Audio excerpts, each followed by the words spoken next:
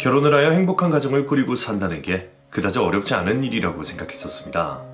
그런데 한번 실패를 하고 나니 그게 말처럼 쉬운 일이 아니라는 걸 알게 되었네요. 어떤 분들은 결혼을 선택하기 전 배우자가 될 사람을 잘 알아봤어야 한다고 말씀을 하시겠죠. 그런데 그것도 마음 먹고 숨기려 한다면 알 수가 없는 부분이더라고요.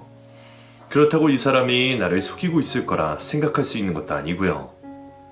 결혼을 할 사람을 의심하고 확인을 거쳐야 한다는 게 참 서글픈 일입니다. 물론 이런 생각도 제가 좋은 사람과 결혼을 했다라면 생각조차 들지 않았겠지만 말이죠. 그럼 제 한탄은 여기까지만 하고 저에게 어떤 일이 있었는지 말해볼게요. 전 아주 어렸을 때부터 아빠와 단 둘이서 살았습니다. 엄마는 제가 걸어다니기도 전에 자동차 사고를 당하셔서 세상을 일찍이 떠나셨고요. 그러다 보니 저희 아빠는 보통의 아빠들보다 더 가정적이셨고 저와 관련된 일이라면 무슨 일이든 제쳐놓고 우선으로 해주시던 분이셨죠. 하지만 성별이 다른 자식을 키우는 아빠의 고충은 한두 가지가 아니었고 또 경제적인 부분까지 홀로 책임을 지시다 보니 정말 많이 힘들어하셨습니다. 그래도 아빠는 제 앞에서 항상 웃으며 자신의 힘든 모습을 숨기곤 하셨어요. 덕분에 제가 어느 정도 세상을 알기 전까지는 조그마한 걱정 하나 없이 행복한 어린 시절을 지낼 수 있었죠. 아빠가 고생을 하고 있다는 걸 알만한 나이가 되었던 청소년기에도 크게 다르지는 않았습니다. 저를 끔찍이도 생각해 주시는 아빠 덕분에 좋은 기억을 쌓으며 자랄 수 있었고 저를 위해 모든 걸 해주시는 아빠에게 힘이 되려 전 학생 본분에 맞게 학업에 신경 쓰며 최선을 다했죠. 그렇게 아버지와 제가 만족할 만한 대학에 들어가게 되었고 4년간의 공부 끝에 졸업을 하며 학원 강사라는 직업을 갖게 되었어요. 학교 선배의 조언을 듣고 시작하게 된 강사의 길이었지만 생각보다 더 저의 적성과 잘 맞았습니다. 눈치가 빠른 탓인지 학생들 개개인에게 동기부여도 잘 시켜줬던 것 같고 수업 분위기를 풀어주고 조여주는 완급 조절도 잘했죠. 강사 능력이야 그때는 노하우가 없던 시절이라 무작정 열심히 수업 준비하고 아이들에게 매달려 있어 객관적인 평가는 하기 어려웠어요. 그래도 다행히 제가 맡은 수강생들 대부분이 좋은 성적을 받게 되며 제가 가진 능력보다 더 빨리 학원 내에서 인정을 받았습니다. 그러다 저도 연차가 쌓이고 저만의 노하우가 생기다 보니 자연스럽게 강사로서의 능력도 좋아졌던 것 같고요. 학원가와 학부모님들께 인정을 받게 되었던 저는 계약 기간이 만료가 될 때쯤 여러 학원에서 좋은 제안을 받게 되었습니다. 당시 다니던 학원도 만족할 만한 직장이었지만 좀 더 나은 수업 환경에서 제 능력을 입증해보고 또 향상도 시켜보고 싶었어요. 그래서 스카우트 제의가 온 학원들의 내용을 확인해보며 이직을 고려하게 되었죠. 그때 저에게 제의가 왔던 수많은 학원 중에 유독 더 강하게 저를 원하시는 학원 원장 선생님이 계셨습니다. 그분은 저에게 제의를 한 다른 학원들보다 더 정성을 들여 저를 데려가려고 하셨죠. 처음 연락을 주신 것도 원장 선생님께서 직접 주셨고 원하는 연봉 역시 맞춰주시겠다고 하셨어요. 그런데 그 무엇보다 그 학원에 관심이 생겼던 건 다른 이유였었습니다. 두 가지였는데요. 하나는 저에게 수업 환경을 맞춰주신다는 원장 선생님의 말씀이셨죠. 제가 대단한 스타 강사가 아님에도 불구하고 학원 내부 공사를 통해서라도 저에게 모든 걸 맞춰주신다고 하니 저로서는 그보다 더한 대접을 받을 수 없겠다고 생각했습니다. 오히려 그 조건은 제가 아직 그 정도의 능력이 아니라 다른 강사님들 눈치가 보여 부담스러울 정도였죠. 또 한 가지는 원장 선생님의 자취였습니다. 사실 제법 규모가 있는 학원관에서 보기 힘든 여성 원장 선생님이었거든요. 면담을 하면서 원장 선생님께서 아주 작은 공부방부터 시작하여 지금의 학원을 운영하시게 되었다는 걸 알게 되었고 교육에 대한 가치관이나 방향성, 사교육의 존재 이유 등등 개인적으로 배울 게 많은 분이라고 생각이 들었습니다. 이런 분 밑에서 일을 하다 보면 저도 모르게 배우는 것들이 많을 거라고 생각했어요. 앞으로 학원 강사를 하며 또 사회를 살아가는 여성으로서 본받을 게 많을 것 같았죠. 그런 이유에서 그분의 학원으로 계약을 하게 되었습니다. 새로운 학력의 학원 생활은 제 예상대로 만족스러운 생활이었어요. 또 학원 생활하게 되면서 알아가는 원장 스님의 모습은 알아갈수록 점점 더 제 롤 모델로 삼고 싶을 정도의 모습을 하고 계셨죠. 저뿐만이 아니었어요. 다른 선생님들께서도 원장 선생님을 높게 평가하셨죠. 그러다 보니 처음으로 소속감을 느끼고 애사심도 생기게 되었습니다. 좋은 조건과 환경에서도 또 좋은 분 밑에서 많은 걸 배우며 일을 하고 있으니 동기부여가 되었고, 이 학원에 도움이 되어야겠다는 다짐도 품게 되었죠. 그래서 제 능력의 120%를 끌어내며 정말 열성적으로 수업에 임했던 것 같아요. 그러다 저 원장 스님 사이에 개인적인 일이 생기게 되었죠. 처음 그 일이 발단이 되었던 날은 학원 선생님들끼리 회식을 하는 날이었습니다. 원래 학원가에는 회식이 잘 없는데 제가 다녔던 학원은 분위기가 너무 좋아서 원장 스님 중심으로 자주 회식을 하고는 했어요. 분위기가 무르익어 다들 옆에 있는 선생님들과 개인적으로 대화를 나누고 있을 때 원장 선생님께서 저에게 술 한잔 받으라 하며 옆으로 오셨습니다. 그리고 일에 대한 고충이나 고민을 들어봐 주셨죠.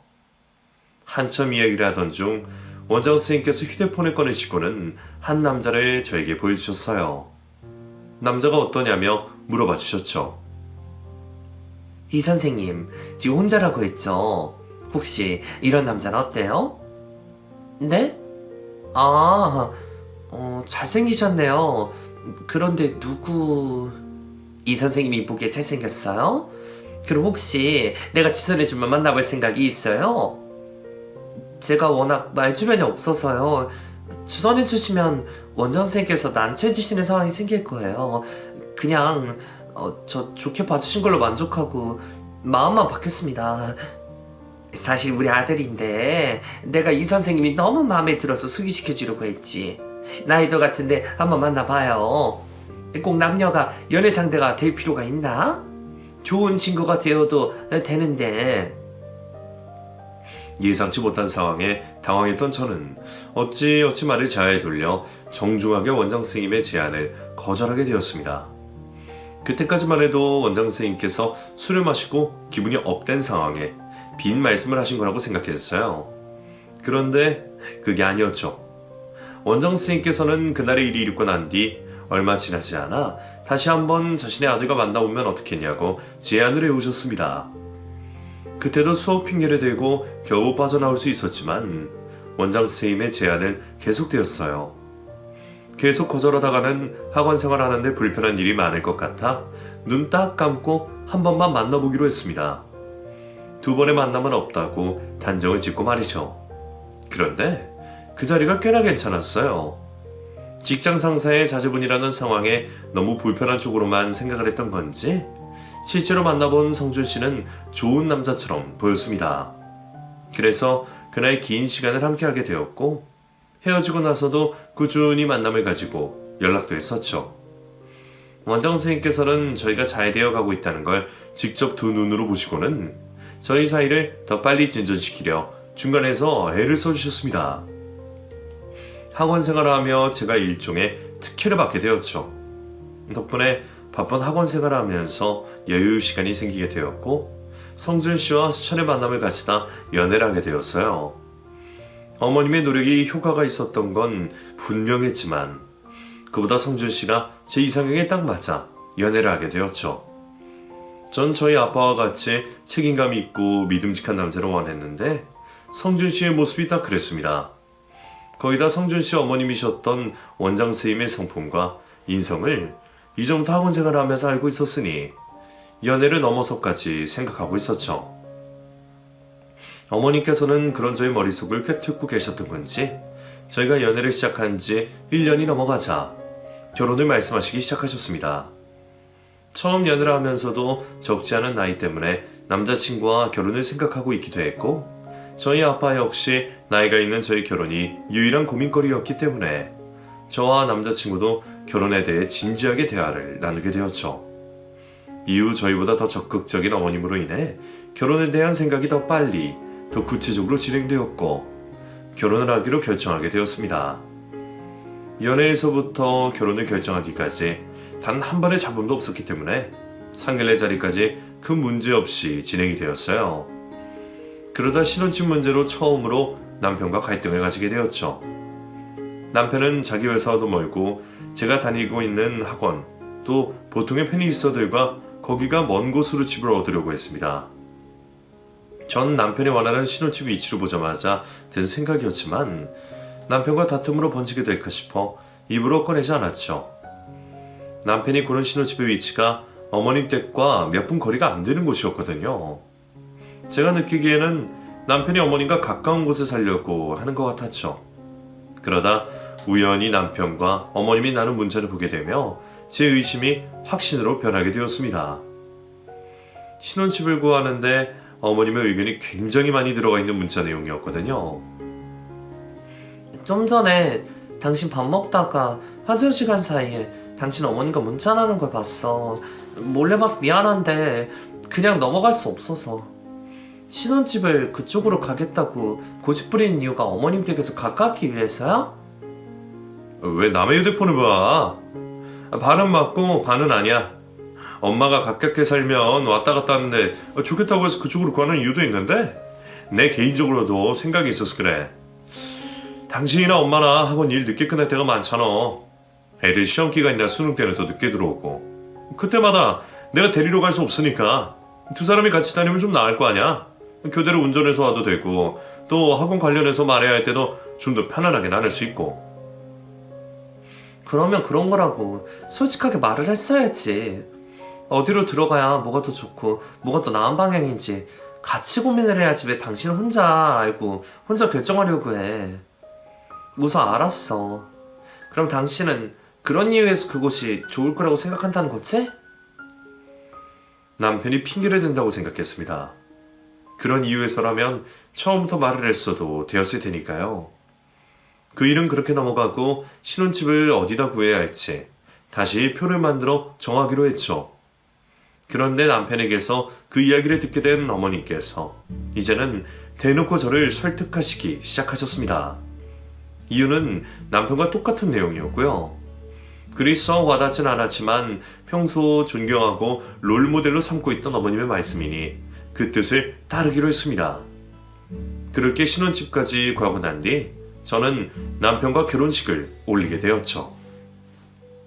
그런데 결혼 생활을 하게 되면서 남편과 시어머니의 몰랐던 모습을 차차 알게 되었습니다.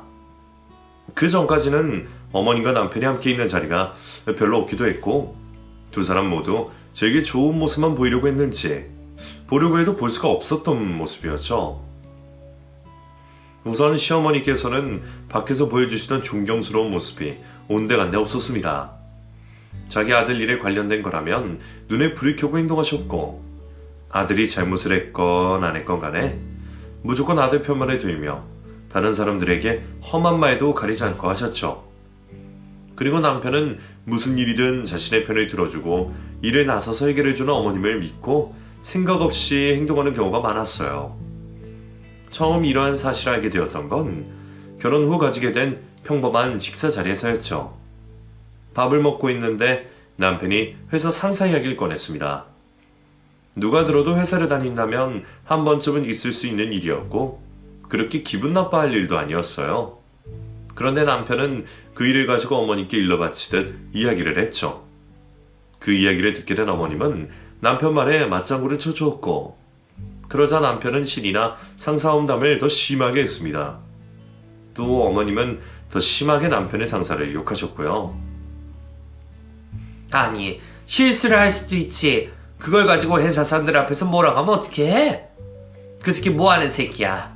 학교는 어디 나왔는데 감히 우리 아들을 혼을 내? 엄마가 찾아가서 그 새끼 반 좀 죽여놓을까?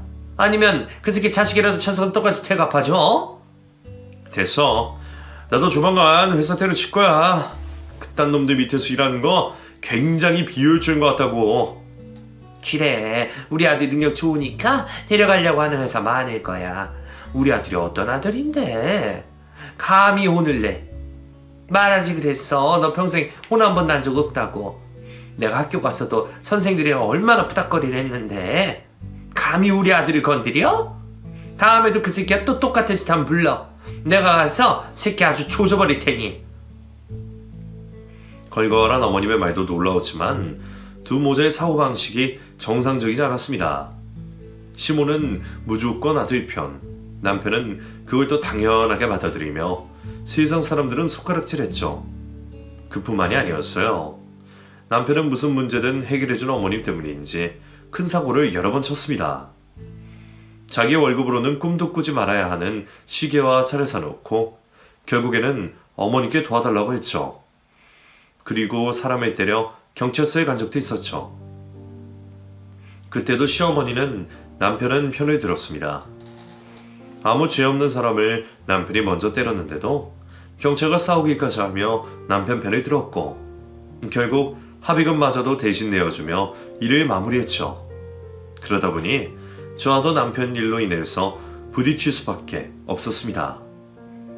제가 요만큼만 남편에게 뭐라고 해도 그에 대한 후폭풍이 저에게 왔거든요. 제가 어머님 학원에서 근무를 하고 있었으니 피할 수도 없었죠. 이 선생님? 잠시 내 방으로 좀 들어오시죠. 네, 원장선생님. 그런데 무슨 일로? 문 좀 닫고 이야기합시다. 그래, 너 어제 우리 성준이한테 바가지 긁었니? 네? 바가지요? 애가 회사 일한다고 스트레스가 쌓여서 게임에 돈 들어가는 거 썼다고 뭐라 했다면서. 아, 그거 어머님, 그 사람이 게임을 하는데 돈 50만 원을 썼어요. 그게 정상이에요? 예. 걔가 돈 50만 원을 쓰든 100만 원을 쓰든 그게 뭐가 문제야. 걔가 스트레스 받아서 그렇다고 하지 않니? 스트레스가 만병의 근원인 거 몰라? 그리고 남자 나이 40 가까워지면 스트레스 때문에 생기는 병이 얼마나 많은데 나중에 성준이 스트레스 때문에 쓰러지기라도 하면 그때 후회할래? 너 성준이 하는 일에 괴란 바가지 긁지 마라. 무슨 일이 있으면 그냥 나한테 말해. 어? 오늘 같은 일 있으면 내가 그 돈 50만 원 주고 말 테니까. 알겠어? 그렇게 마무리가 되면 다행이었어요. 어쩔 때는 보복성으로 학원 일을 더 시키기도 하고 괜히 분위기도 이상하게 만들기도 했거든요. 그러다 정말 큰 문제가 한번 생기게 되었습니다. 남편이 매번 부딪히던 상사를 못 이기고 퇴사를 한 거예요. 대책도 없이 말이죠. 그리고는 다른 회사에 취직이 되지 않자 빈둥빈둥 놀기 시작했습니다. 그러다 보니 저와 다툼이 생길 수밖에 없었죠. 그래서 또 시모와 제가 부딪히게 되었고요. 그땐 저도 그냥 물러설 수가 없었습니다. 너 내가 말했지. 성준이 그냥 좀 쉬게 놔두라고. 언제까지 쉬게 둬야 하는 건데요. 저러다 저 사람 아무 곳에서도 안 불러요. 일하겠다고 하는 사람이 넘치는 상황에 자기가 달려들어도 모자란데 저렇게 빈둥거리면 나중에 어떻게 해요? 뭐? 그래서 끝까지 우리 성질이 지지고 볶겠다는 거야? 그래. 그러면 제가 일만 하면 된다는 거지? 알았다. 내가 우리 성준이 이 학원에 취직시키마. 시모는 남편을 자신의 학원에 취직시켰습니다. 완전 낙하산 인사였죠. 그렇게 일을 하게 되었으면 열심히라도 해야 하는 건데 남편은 일할 의욕이 없었어요. 자기가 원하는 일이 아니라면서 말이죠. 그러면서 괜히 여기저기 시비를 걸고 다녔습니다. 특히 학원 선생님들께 말이죠. 그럴 때마다 원장인 시모는 이번에도 아들 편을 들었습니다. 그러다 보니 결국 어떻게 되겠어요? 학원에 다니시던 선생님들이 하나 둘씩 떠나게 되었죠. 남편의 행동 때문에 어수선한 학원 분위기로 선생님들의 이직이 많아졌고 또 학원 원생들도 줄어들기 시작했어요. 그제서야 어머니께서는 자신의 아들에게 문제가 있다는 걸 인정하시게 되었죠. 거기다 이전에 인기가 있으셨던 선생님들께서 남편과 다툼 끝에 학원에 나가시며 유일하게 학원 학생 수를 유지시켜주는 제 눈치를 많이 볼 수밖에 없었습니다. 결국 남편을 좋게 타일러 학원에서 내보내게 되었죠.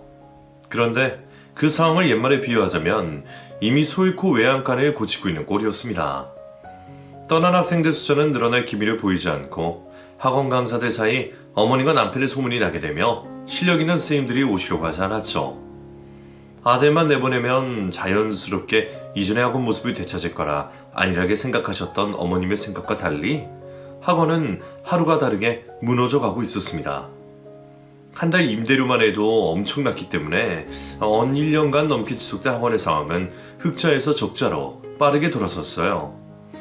그러다 보니 점점 학원에 투자되는 비용들이 줄어들 수밖에 없었고, 이로 인해 학생들의 숫자는 더 줄어들게 되었죠. 다른 학원들은 학생들을 끌어모으기 위해 학원 환경, 편의시설 등등 투자를 아끼지 않고 있었으니까요. 결국 제가 몸을 갈아서 수업을 늘려야 했습니다. 또 학생들이 떨어져 나갈까 싶어 무리한 수업 일정임에도 불구하고 최선을 다해야 했죠. 이런 상황을 자초한 남편은 그늘이 져가는 자신의 어머님과 제 얼굴을 보면서도 아직도 정신을 못 차리고 있었습니다. 자기가 저지른 잘못을 알고 있긴 한 건지 만회를 하겠다며 사업을 해보고 싶다 말을 했어요. 엄마, 나 사업을 해볼까 하는데 엄마 학원도 요즘 어렵다며. 이 사람이 다른 학원 가서 돈을 벌 수 있는 것도 아니고, 그러면 내가 뭐라도 해봐야 하지 않겠어? 나 친구한테 좋은 사업 아이템 들었거든? 그거 하면 금방 돈이 돈다고 하던데. 투자 좀 해주면 안 돼?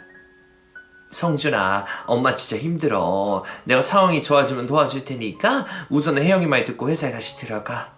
내가 나중에는 우리 아들 원하는 사업할 수 있게 도와줄 테니까. 당장 학원 운영도 힘든 상황에 아들의 부탁을 들어줄 수 없던 시모는 사업을 도와줄 돈이 없다며 남편을 설득시켰죠. 하지만 남편은 순순히 물러서지 않았습니다. 자기 엄마에게 거절을 당하자 저에게 때를 쓰기 시작했죠. 하지만 저는 남편이 난리를 치든 말든 상관하지 않으며 회사에 들어가 돈을 벌어오라고 했어요. 여보, 진짜 좋은 사업이야. 이걸로 돈 번 사람 많다고. 당신 뉴스 못 봤어? 원래 중간 마진이 가장 많이 떼어먹는다니까. 내가 지금 그걸 하겠다는데 왜 사는 말을 못 믿어? 아무리 좋은 사업이라도 당신한테 줄 돈 없어. 그리고 사업도 준비를 하고 공부를 한 사람이 하는 거지. 무작정 하겠다는 게 말이 돼? 정신 차려, 박성준 씨. 당신 회사 그만두고 스스로의 힘으로 돈 벌어온 적 없어.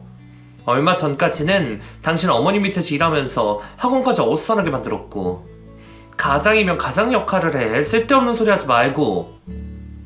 결국 도움 청할 곳이 없다는 걸 알게 된 남편은 한 회사에 경력직으로 재취업을 하고 다시금 평범한 회사원으로 살게 되었죠. 그 모습을 보며 남편 때문에 주름이 깊어지던 저도 한숨을 돌릴 수 있었습니다. 그러던 어느 날이었어요.